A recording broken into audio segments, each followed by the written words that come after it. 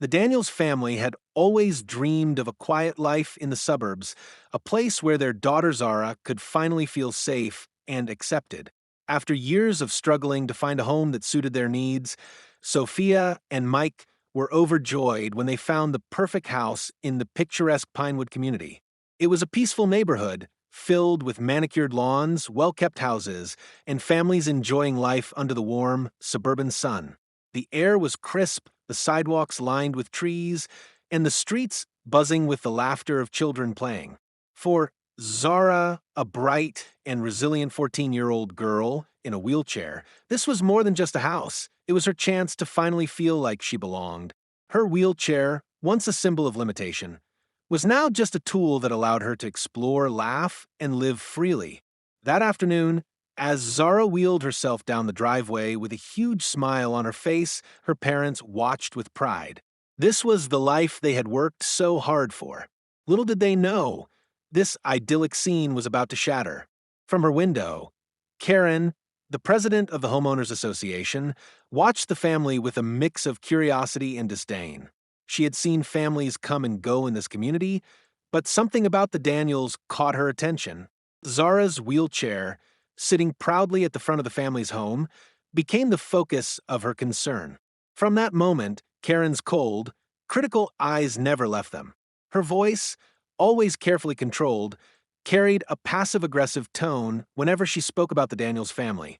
It wasn't long before she began commenting to her neighbors about how the wheelchair ruined the aesthetics of the neighborhood, making it clear that Zara's presence was far from welcome in Karen's eyes. At first, the Daniels tried to brush off her remarks, but the tension in the air grew thicker each day. Karen's comments escalated, hidden beneath a facade of politeness, each one more biting than the last. "It's such a shame," Karen would say to anyone who would listen. "The neighborhood's beauty shouldn't have to suffer just because of one family's choices." The words stung, and the family's peaceful existence began to feel like an illusion, quickly unraveling. Karen's role as the HOA president gave her the power to push her agenda, and she made sure the Daniels knew it. As the days passed, the conflict simmered beneath the surface, slowly building toward something far more dangerous than anyone could have anticipated. What started as simple, judgmental comments soon began to take a darker turn, and the Daniels family found themselves in the crosshairs of a woman determined to maintain her perfect community no matter the cost. The sun hung low in the sky, casting a warm glow over the quiet Pinewood community. It should have been the perfect evening for a family barbecue, the scent of grilled food wafting through the air. But for the Daniels family, something was amiss. Zara, now comfortably settled in her wheelchair on the front porch, smiled as her father Mike flipped burgers on the grill. Sophia, Zara's mother, was arranging plates on the picnic table, humming softly to herself. The sounds of neighborhood life, a distant lawnmower, the chirp of cicadas, were broken by the sound of someone approaching. Sophia looked up, her smile faltering as Karen, the HOA president, marched up their driveway. Karen's high heels clicked sharply on the pavement, a sound that seemed to echo through the neighborhood. Dressed in her usual immaculate attire, expensive slacks, a pressed blouse, and pearls, she looked every bit the figure of authority she thought herself to be. Her eyes, cold and calculating, swept over the family with a disapproving glance. The smile she offered was anything but friendly. "Good evening, Karen," Mike said politely, setting down the tongs and wiping his hands on his apron. "What brings you by?" "I've come to have a word about the situation here," Karen began, her voice dripping with thinly veiled contempt. She paused, allowing her words to settle in the air like a cloud of smoke. "Specifically, the wheelchair," she added, turning her gaze to Zara, who sat silently, her hands resting on the armrests of her chair. Sophia's face tightened. "I beg your pardon?" Karen adjusted her sunglasses, clearly enjoying the moment. "The wheelchair," she repeated, as if the very word left a bad taste in her mouth. "It's disrupting the aesthetic of this neighborhood." Her eyes flicked toward the well-kept lawns, the orderly houses, the pristine streets. "This is a community, after all, where everyone has to respect certain standards." Zara's smile faltered, her grip tightening on her wheelchair's handles as the hurt sank in. Sophia, feeling a rising tide of anger, stepped forward, her voice steady but firm. "What exactly are you suggesting, Karen? Zara has as much right to be here as anyone else." Karen tilted her head, her lips curling into a self-satisfied smirk. "I'm simply pointing out the obvious. A wheelchair like that," she gestured dismissively, "doesn't belong in a place that prides itself on perfection. It's distracting." Mike took a step forward, his hands clenched into fists. "That's completely out of line, Karen. Zara has every right to be here. This is her home, too." "Oh, I don't think you understand," Karen replied, her voice growing sharper, more insistent. "If you can't keep your personal situation in check and be mindful of the community's appearance, I'll have no choice but to escalate the matter to the board. The rules are clear. This kind of behavior, this wheelchair, it's unacceptable. You're lucky I'm not calling the authorities right now for a violation of HOA policy." Sophia's heart raced, her mind struggling to comprehend the sheer cruelty of Karen's words. She could feel the weight of the tension in the air, thick and suffocating, as Mike's face turned red with anger. But it wasn't just anger, there was disbelief, too. How could someone be so heartless? "Are you threatening us, Karen?" Mike's voice was low but dangerous, a quiet fury simmering beneath the surface. "This is a person's life you're talking about, not some decoration you can remove at will." "Oh, please," Karen scoffed, clearly uninterested in the emotional toll her words had taken. "It's not personal. It's about upholding the community's values. And if you don't get with the program, I'll make sure the board has no choice but to take action. Legal action if necessary." The words hung in the air like a guillotine, and for a moment it seemed as if time itself had frozen. Zara's hands clenched tighter on the armrests of her wheelchair, her knuckles turning white. The pain of being judged, of being seen as less than, was a sharp, invisible wound. Sophia was the first to break the silence. "You don't get to dictate who belongs here, Karen," she said, her voice a mix of fury and disbelief. "This is our home. This is Zara's home. And if you want to take this to the board, fine. But you won't silence us. We will fight for our place here, just as much as anyone else." Karen stood her ground, her expression unchanged, but a flicker of frustration danced behind her eyes. "I'm just doing my job," she said with an icy smile, turning to leave. "But don't say I didn't warn you." With that, she strode away, her heels clicking sharply against the pavement as she disappeared around the corner.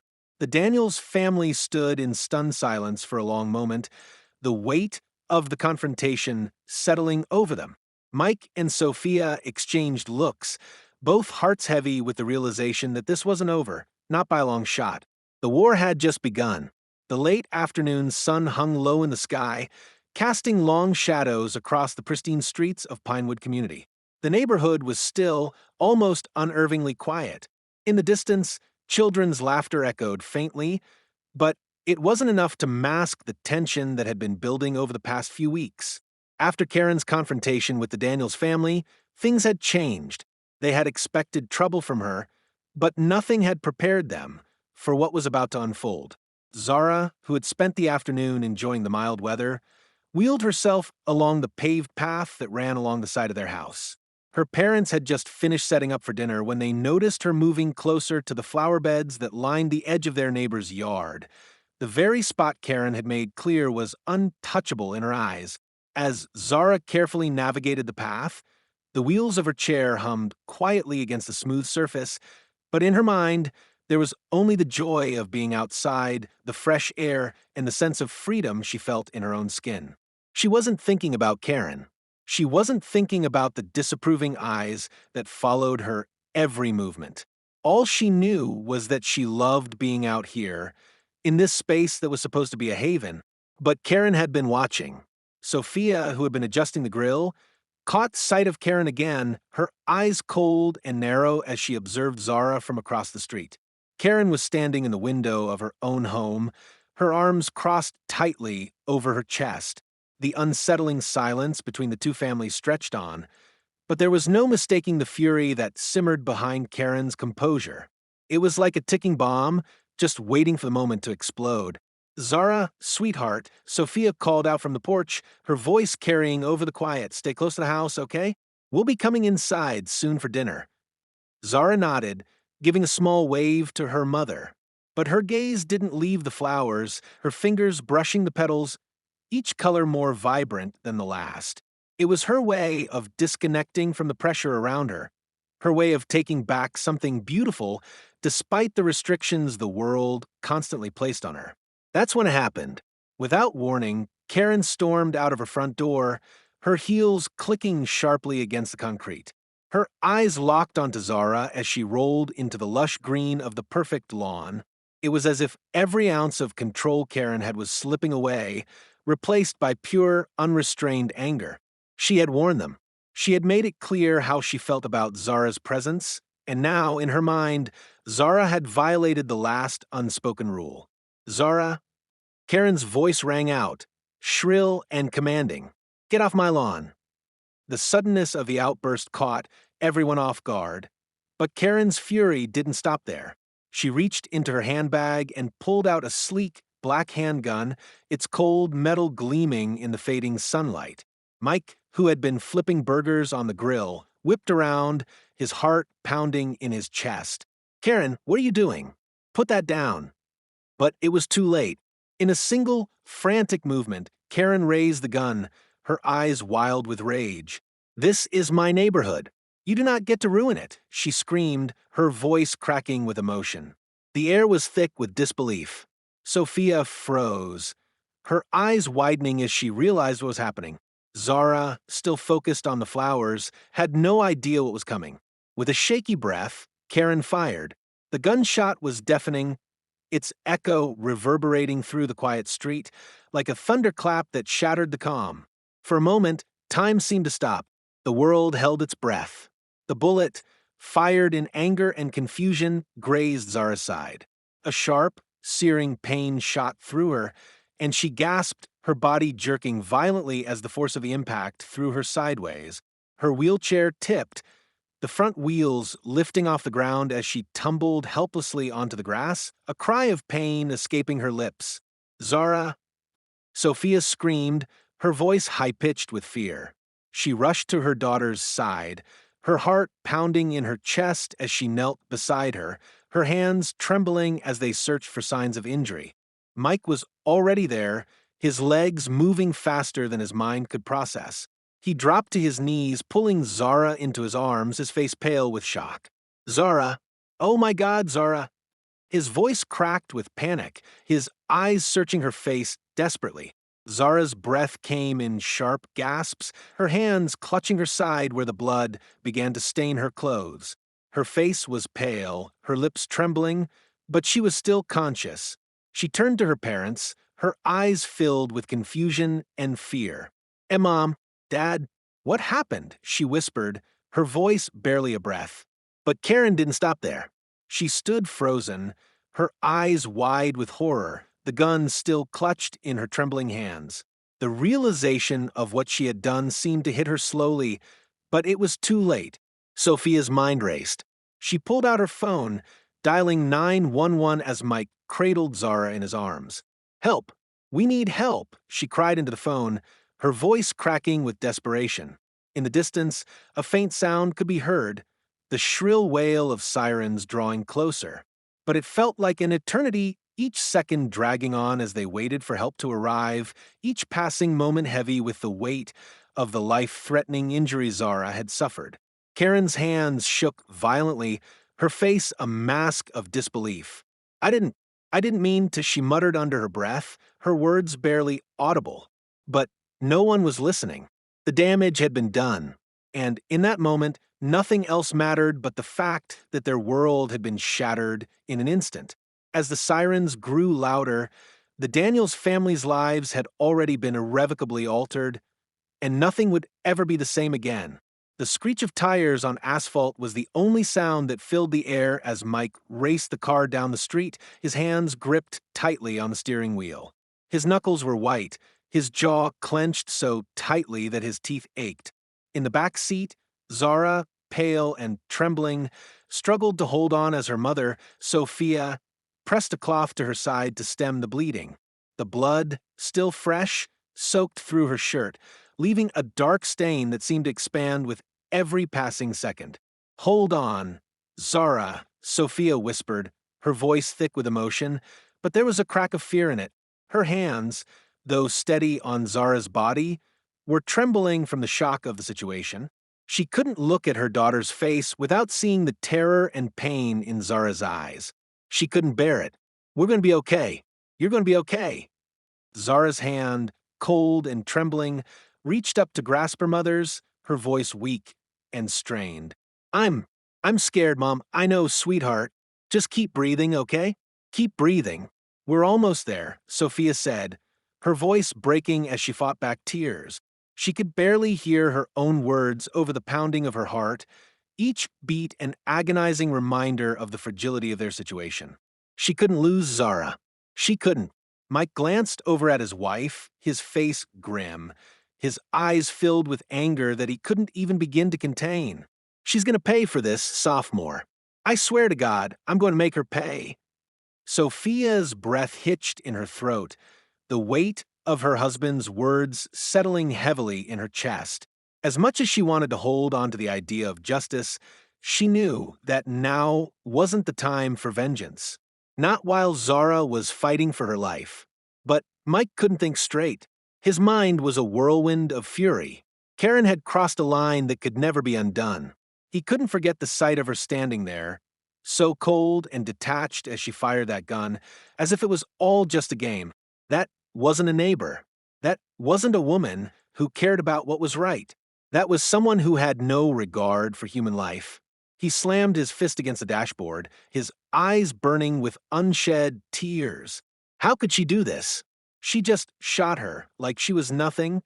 His voice cracked with the weight of his disbelief. We're talking about a little girl, a defenseless girl, and she just shot her. She almost killed her. Sophia didn't respond right away, her thoughts spinning in a chaotic, painful blur. She knew what Mike was feeling. The anger was raw, consuming, but it wasn't what they needed right now. The car swerved as Mike rounded a corner too sharply, and Sophia braced herself, her grip tightening on Zara's hand. The hospital came into view, its lights glowing like a beacon in the night, and Mike's foot slammed on the gas pedal harder than ever. As they pulled up to the emergency entrance, Mike threw the car into park, jumping out of the car before it had even come to a full stop.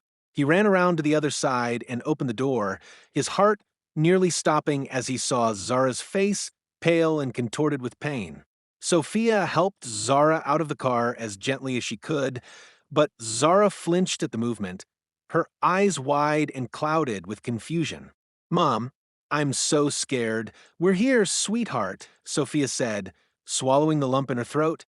"We're here. You're going to be okay." Mike helped carry Zara through the doors of the ER, rushing past the reception without a second thought. The chaos of the emergency room seemed to slow around them as the staff jumped into action, taking Zara from their arms and placing her on a stretcher. Sophia's world narrowed to just her daughter. The frantic nurses, the hurried voices, the sterile smells, it all faded into the background. All she could hear was Zara's soft, labored breathing and the sound of her own heart hammering in her chest. The doctors worked quickly, their hands moving with practiced precision, but Sophia could see the worry in their eyes. She could see the urgency in their faces. The injury was severe, too severe, but they didn't tell her that. Not yet. They were still trying to save her. Mike paced back and forth in the waiting room, his anger now a raw, insistent thing that gnawed at him from the inside out. His thoughts were consumed by Karen's face, the image of her coldly holding the gun, her eyes unblinking as she fired. "She has to pay, Sophia. She can't just get away with this," Mike muttered under his breath, barely aware of the people in the waiting room around him. "She shot Zara. She almost killed her. I'm going to make sure she doesn't get away with it." Sophia looked up at him, her face a mixture of exhaustion and disbelief. "We will get justice for her, Mike. But right now, we need to focus on Zara. She's the one who needs us. We'll deal with Karen later. Right now, we need to fight for our daughter." But Mike was already shaking his head. "I can't just sit here and wait for the system to do something. I'm not going to let her walk away from this." The doctor emerged from the emergency room, her face grim. Mike and Sophia stood up immediately, their breath caught in their throats, hearts in their mouths. The doctor looked at them both, and for a moment there was no sound. Then she spoke. "She's stable for now. We've stopped the bleeding, but we'll need to keep her in observation for the next 24 hours. It's touch and go." Sophia collapsed into a chair, relief flooding her body as tears filled her eyes. Mike exhaled sharply, his body sagging with exhaustion. But even as they clung to the hope that Zara would survive, the fight inside them was already beginning to burn hotter. It wasn't over, not by a long shot, and when Zara woke up, they would make sure Karen paid for what she had done. The road to justice had only just begun. The air was thick with tension as the police officers led Karen into the small, sterile interrogation room. She walked with a controlled, almost deliberate calmness, as though the gravity of the situation hadn't quite settled in her mind. Her expression was one of cold confidence, as if she were merely a bystander in the chaos that had unfolded earlier that day. The officers had arrived at Karen's home just hours after the shooting, their sirens cutting through the silence of Pinewood community. They had questioned her briefly at the scene, but now they needed answers. The investigation had begun in earnest, and every word Karen spoke could determine her future. As the door to the interrogation room clicked shut, Karen took a seat, crossing her legs as she adjusted her blouse. Her posture was perfect, every movement deliberate. Detective Harris, a seasoned investigator with years of experience, sat across from her, his eyes narrowing slightly as he began to speak. "We're here because we need to understand exactly what happened, Karen. What led to you shooting Zara Daniels?" Karen's eyes flickered, but she didn't flinch. "It was self-defense," she said flatly, her voice unwavering. "I was simply protecting my property. That girl, her wheelchair, it's a hazard. She was on my lawn, and I asked her to leave. But she didn't listen. I had no choice." Detective Harris leaned forward slightly, his gaze piercing. "Karen, you didn't just ask her to leave. You shot her. You've already admitted to firing the gun. Now, why don't you tell me the whole story?" Karen's jaw tightened, but she refused to break. "I don't need to explain myself. You weren't there. You don't understand what it's like to have someone invade your space like that. I've worked hard to maintain the integrity of this neighborhood, and she was ruining it. I've been telling them, everyone in the neighborhood, that the HOA rules are clear. This is a peaceful place, and it needs to stay that way." Her words, though rehearsed, sounded hollow, as though she had convinced herself that her actions were justified. But Detective Harris wasn't convinced. His eyes never left her face, searching for any signs of hesitation, any crack in her armor. "You're telling me," he said slowly, "that you shot a young girl because her wheelchair was ruining the aesthetics of your neighborhood? That's your defense." Karen's lips curled into a tight smile, one that didn't reach her eyes. She wasn't just in my way. She was a symbol of everything that's wrong with this place. People like her don't belong here. And the detective interrupted, his voice growing colder. "People like her?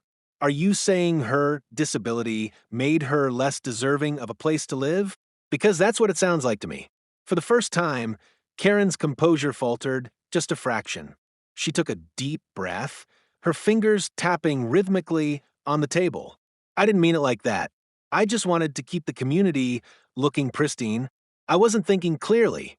But the moment she didn't leave when I told her to, she paused, eyes darting around the room, as if searching for something to cling to. But she couldn't escape the reality of what she had done. The police had found the footage from a neighbor's security camera, clear evidence of Karen standing over Zara with the gun. The timestamp was undeniable. "I didn't mean for her to go that far," Karen finally admitted, her voice shaky now, but still defensive. "But she wouldn't leave. I just wanted her gone. I didn't think she would kill her." Detective Harris finished, his voice dripping with sarcasm. He let the silence hang between them for a moment, watching Karen squirm. "You didn't think she would die from a bullet wound? You didn't think she'd suffer? Karen's eyes narrowed, but she didn't respond. The air in the room was thick with the weight of her words. The calm, calculated demeanor she had tried to maintain was starting to crack. Outside the interrogation room, the Daniels family was gathered in the waiting area. Sophia paced back and forth, her mind racing, her thoughts consumed by the image of Karen standing there, gun in hand. Mike sat beside her, his face set in stone. Both of them had heard the official report on Zara's condition. She was stable for now, but they knew that the worst was not yet over. The bullet had done significant damage, and the emotional scars would last long after her physical wounds healed. The detective returned to the family's side after speaking with Karen. "We're still piecing together the details," he said, his tone matter-of-fact. "But Karen Baker is sticking to her story of self-defense. She claims Zara was a threat to her property, that her wheelchair was an obstruction. But we're digging deeper." Sophia clenched her fists, her voice trembling as she spoke. "She's lying. Karen shot my daughter in cold blood. She doesn't deserve to walk free. What are you doing to make sure she's held accountable?" The detective's eyes softened just a little. "We're doing everything we can, but this case isn't simple. The defense is sticking to this self-defense argument, and it's going to take time to unravel. The evidence is still being processed, but it's clear that Karen's actions weren't just about protecting her property. We'll find out the truth." As the investigation continued, the tension mounted. The Daniels family could feel the weight of each passing moment, the frustration building with each new piece of information that came to light. But as they sat in the sterile hospital room, waiting for their daughter to wake up, they knew one thing for sure: Karen's defense wouldn't save her for long. The truth was coming, and it would bring justice, no matter how hard Karen fought to avoid it. The courtroom was silent, except for the rhythmic tapping of a gavel and the rustling of papers being passed between the attorneys. The tension was palpable, the weight of the moment settling heavily on the shoulders of everyone present. The Daniels family sat near the front, their faces a mixture of determination and disbelief. They had never imagined that the woman who had shot their daughter would end up here, in this cold, sterile courtroom, defending her actions with a well-rehearsed narrative that sought to justify the unjustifiable. Mike's fists were clenched so tightly that his knuckles were white. Every word from Karen's defense lawyer felt like a slap in the face. The lawyer, a slick, well-dressed man with an air of arrogance, stood before the judge, his voice smooth as he argued Karen's case. "Ladies and gentlemen of the jury, my client, Mrs. Karen Baker, was simply trying to protect her property. In a moment of fear and confusion, she acted in self-defense. There is no intent to harm here, merely a reaction to what she perceived as a threat." His words echoed through the courtroom, his eyes scanning the jury as if trying to convince them that everything Karen had done was justified.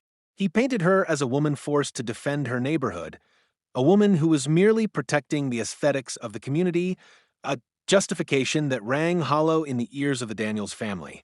Mike could feel the rage boiling inside him as the defense lawyer spoke, each word further distancing the truth from reality. He looked over at Sophia, her eyes filled with a mixture of exhaustion and fierce determination. They had been fighting for their daughter's justice for months, and every time they stepped into this courtroom, the fight grew harder. The lawyer's words were twisted, rehearsed, and delivered with a coldness that made Mike want to stand up and shout. He had to remind himself to stay calm. This wasn't just about winning. This was about Zara. Zara, who had been in the courtroom with them, was sitting quietly, her gaze fixed on the floor. Physically, she had come a long way since that fateful day. The bullet wound had healed, leaving only a scar as a permanent reminder of the trauma she had endured. But emotionally, Zara was still struggling. The fear, the pain, the feeling of being targeted, it had left deep scars that no amount of time or healing could erase. She had tried to hold it together, but the trial had been an endless barrage of reminders of what Karen had done to her. Sophia squeezed Zara's hand under the table, offering her silent comfort as the defense lawyer continued to twist the narrative. "My client did not intend to harm Zara Daniels. She merely acted in the heat of the moment in what she believed to be a threat to her home. The presence of Zara's wheelchair on her lawn, a violation of community standards, triggered an instinctual reaction. His voice was calculated, cold, as he recited Karen's version of the events, making it sound like an accident, a terrible but understandable mistake. Mike's heart raced. How could they be letting this happen? How could Karen's lawyer stand there and make it sound like Zara was the one who had caused all this pain, all this destruction? The emotional toll of the trial was wearing on him, and he could see it wearing on Sophia, too. But they couldn't stop. Not now. They had to stay strong for Zara. Then it was their turn to speak. The prosecutor stood up, calling on Mike to take the stand. Mike's legs were shaky as he made his way to the witness box, but he stood tall, determined. He had seen enough. He was done staying silent while Karen and her lawyer twisted the facts. His voice, though firm, carried the weight of the pain he had been carrying for months. Zara wasn't a threat, he said, his voice cracking with emotion. She's my daughter. She was sitting on our property, doing nothing but trying to enjoy the afternoon. We were just trying to live our lives, and Karen, she took that away. She took my daughter's sense of safety away from her. His voice wavered, but Mike pushed through the tears that threatened to fall. He didn't care if he looked weak in front of the jury. He wasn't doing this for himself, he was doing it for Zara. She didn't deserve this. No one deserves to be treated like this. Zara has a right to live in peace just like anyone else. What happened that day wasn't an accident. It was an act of hatred and fear, and it was a deliberate choice on Karen's part. Sophia was next. She stood with a quiet strength, her hands trembling only slightly as she took the stand. My daughter, she began, her voice steady despite the depth of her emotion, is not a threat to anyone. She's the kindest, most thoughtful person I know. She deserves the same respect as anyone else. What happened was not just an attack on her body. It was an attack on her dignity, her right to exist in this world without being judged, without being targeted. Karen took that from her, and we can never get it back. Zara, watching her parents speak, felt a lump form in her throat. She had heard their words before, but hearing them in the courtroom, in front of so many strangers, made the truth feel even more painful. She wasn't just the victim of a shooting. She was the victim of a woman who had made her feel like she didn't belong. It was more than physical pain, it was emotional, psychological. The defense lawyer stood up to cross-examine Mike, trying to discredit his testimony. But Mike was resolute. He didn't back down, and with every question, it became clear to the jury that the truth was on their side. The defense's arguments were weak, filled with holes that couldn't withstand the Daniels family's resolve. The days of the trial blurred together, filled with testimonies, objections, and long pauses that made the tension feel unbearable. The Daniels family held onto each other through every moment, the courtroom drama intensifying as the stakes grew higher. Karen's lawyer tried everything to push the narrative of self-defense, but the truth was too strong. The Daniels family's pain, their emotional strength, and their unwavering commitment to justice became impossible to ignore. The jury could see through the lies, through the attempts to distort the truth. As the final arguments were made, and the jury was sent to deliberate, the Daniels family sat in silence, waiting. The outcome of the trial was still uncertain, but one thing was clear. They had fought with everything they had, and they wouldn't stop until justice was served. Would the jury see the truth? Would Karen finally be held accountable for what she had done? Only time would tell. But for the first time in months, the Daniels family allowed themselves a flicker of hope. The courtroom was electric with tension as the trial neared its most crucial moment. Every eye in the room was on the witness stand, where the Daniels family had just presented their heartbreaking testimony. Mike and Sophia had laid bare the emotional trauma they had endured since the moment Zara had been shot, their voices trembling with emotion, but resolute in their pursuit of justice. Their pain was raw, palpable, every word a reminder of the horror they had lived through. Yet, Karen's defense team was prepared to push back, to manipulate the truth to fit their narrative. The air was thick with anticipation, and the outcome of the trial hung in the balance. The defense attorney, smooth and calculated, stood to cross-examine the Daniels family. His tone was patronizing, his questions crafted to undermine their credibility, to make it seem as though they were exaggerating the extent of Zara's suffering. "Ms. Daniels," he began, turning to Sophia with a cold, professional smile, "are you sure your daughter's injury was as serious as you described? After all, we have the medical reports, and it seems the wound was not life-threatening." Sophia's jaw clenched, but she did not falter. "You're right," she said, her voice steady but filled with the weight of all the emotions she had kept bottled up for months. "Zara survived, but what you don't understand is that this injury is only part of the damage. It's not just the bullet wound. It's the trauma, the fear she now carries every day, the life she once had, the sense of security, the freedom she felt before Karen fired that gun, has been ripped away from her." Mike stood up, his voice low but full of conviction. "Zara isn't just healing from the physical injury. She's healing from the fact that someone decided she wasn't worth the space she occupied. Someone decided that her existence was an inconvenience.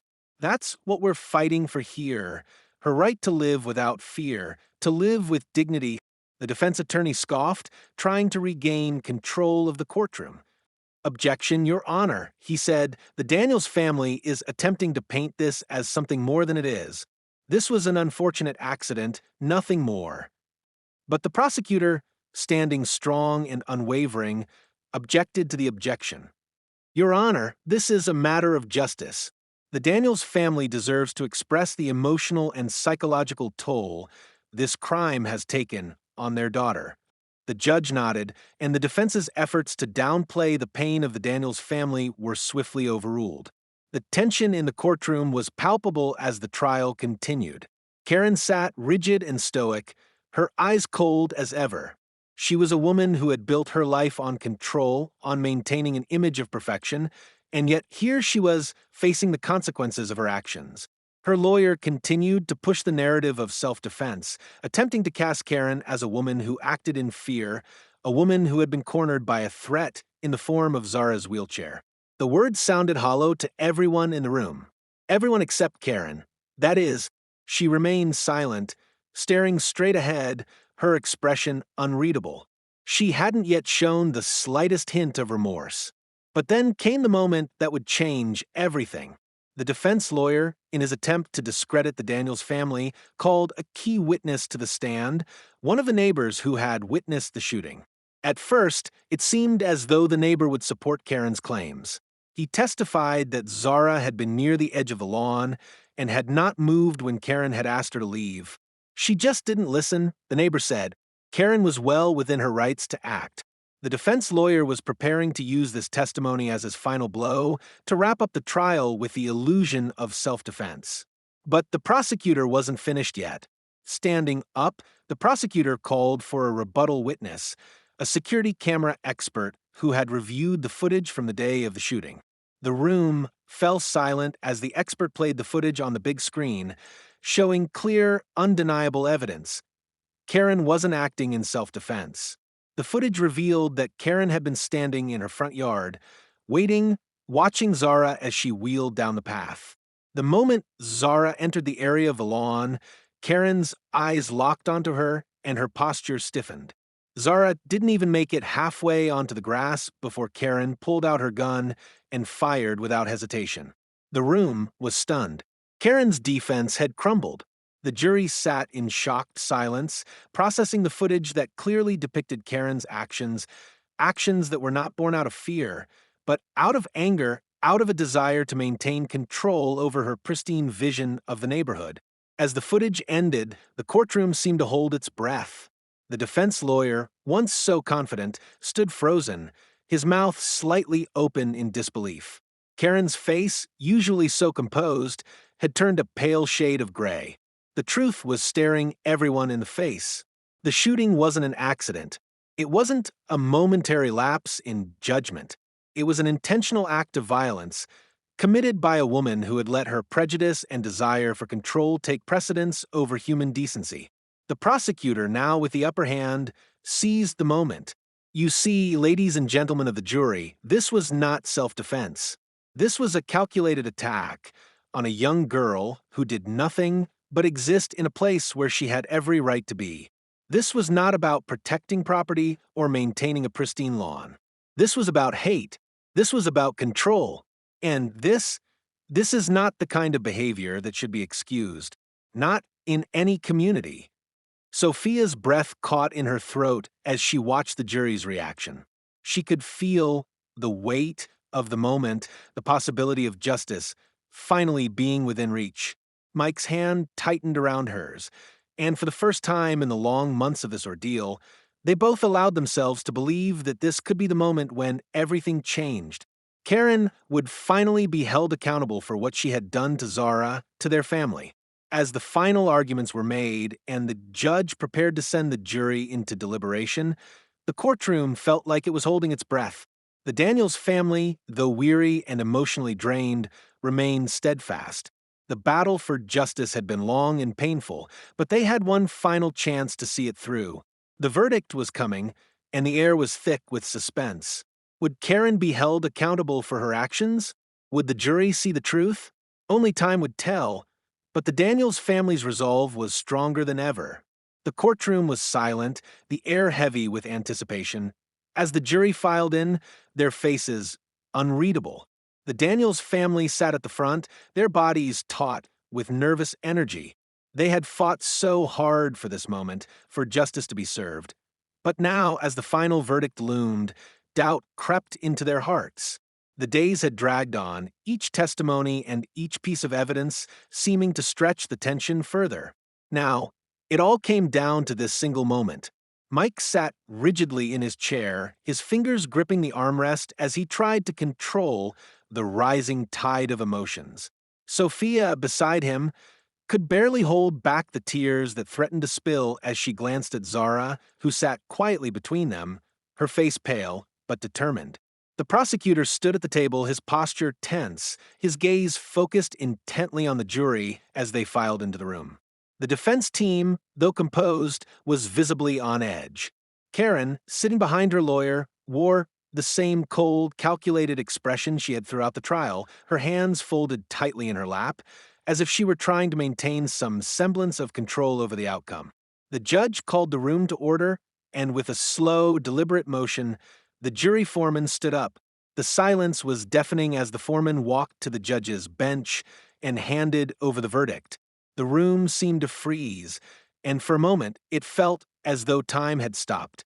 Every pair of eyes was fixed on the judge, waiting for the words that would define the Daniels family's future. The judge took the paper, glanced at it briefly, then looked up at the room. In the case of the state versus Karen Baker, the jury has reached a unanimous verdict, the judge said, his voice steady but filled with the weight of the moment. The courtroom held its collective breath. We, the jury, find the defendant, Karen Baker, guilty of aggravated assault with a deadly weapon and reckless endangerment. The words hit like a thunderclap, the finality of the verdict washing over the room in a wave.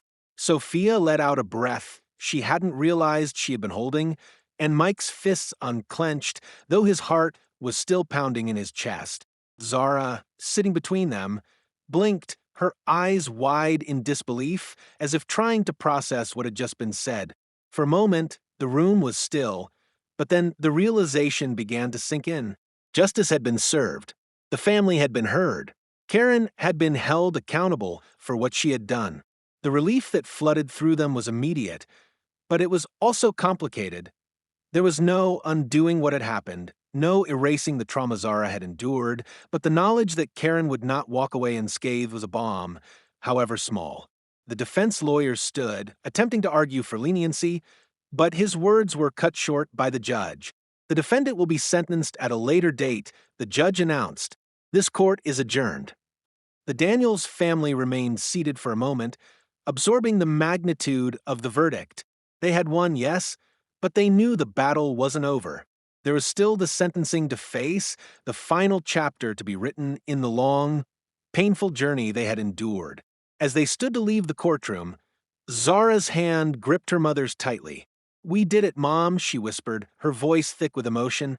"We got justice." Sophia nodded, her eyes filled with tears. Yes, sweetheart, we did. Mike put his arm around Zara, pulling her close, and together they walked out of the courtroom, their heads held a little higher, the weight of the trial still there, but slightly lighter now that they had taken the first step toward healing. The fight wasn't over, but this victory, this moment, would be theirs forever. The Daniels family sat together in the quiet of their living room, the weight of the trial's conclusion still settling over them. Zara, now a little older than when the nightmare had begun, sat on the couch with her parents on either side. The room, once a place filled with laughter and joy, had been overshadowed by the events of the past few months. Yet, even in the midst of their exhaustion and emotional scars, there was a subtle shift. Something had changed in all of them. They had survived. Zara looked at her parents, her eyes no longer filled with fear, but with a strength that had grown in the face of unimaginable adversity. I never thought I could feel like this again, she said softly, her voice steady despite the vulnerability that still lingered. Before everything happened, I felt so small, so powerless. But now I know that I'm stronger than I thought. It's not just about surviving, it's about finding the strength to stand up for what's right. Sophia reached over, her hand brushing Zara's hair as she spoke. You've shown us all what true courage looks like, sweetheart.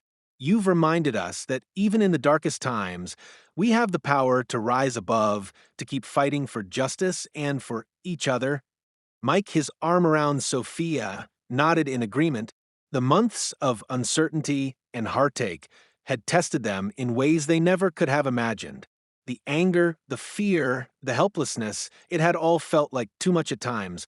But now, in the quiet of their home, Mike realized something.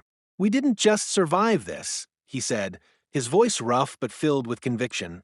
We've come out the other side stronger. This whole experience has transformed us. It's shown me just how much I'm willing to fight for you, too, how much I need to protect this family. But more than that, it's reminded me of the power of unity. Sophia smiled at him, her heart full. We're a team, Mike. We always have been. And we've always had each other. That's what's gotten us through this. Zara nodded, her hand slipping into her mother's. It's not just about what Karen did to me, it's about what we've done together. We've fought for each other and for the truth. We've shown what it means to stand up, no matter what. The family fell into a comfortable silence, the kind that only comes when people truly understand the weight of what they've been through. They had been through hell, yes, but they had also come out the other side with a new understanding of who they were and what they could endure. This journey had transformed them, had forced them to look beyond the pain and see the resilience within themselves. As the sun set outside, casting a golden glow through the windows, the Daniels family took a deep breath together, feeling the calmness that followed the storm. The road to healing was long, but they knew they weren't walking it alone. In the end, the true victory wasn't just the trial. It was the bond they had forged, the lessons they had learned, and the strength they had discovered in each other. They were a family, and they were stronger than they had ever been before. This journey had taught them the importance of standing up for what's right, of protecting those you love, and the undeniable power of community. The past months had been filled with unimaginable pain, but they had also revealed the depth of their love and commitment to one another. And in that, there was hope, a hope that would guide them forward, no matter what challenges lay ahead. If you've been moved by Zara's story and the Daniels family's incredible journey toward justice, please take a moment to subscribe to our channel and join the community. Your support means everything to us. By subscribing, you'll never miss an important update or the next chapter in our fight for truth and accountability. We'd love to hear your thoughts on this case. What stood out to you the most? Do you think justice was served? Drop a comment below to share your perspective, and let's keep this conversation going. Your voice matters. If you know someone who can relate to this story or who needs to hear this message of hope and resilience, please share this video. It's time for more people to understand the power of standing up for what's right, no matter how difficult the journey may be. Thank you for being part of this incredible journey. Together, we can make sure stories like Zara's are heard, and that we continue to fight for a world where justice prevails. Don't forget to hit the notification bell so you never miss a new video. Stay strong, and let's keep pushing for what's right.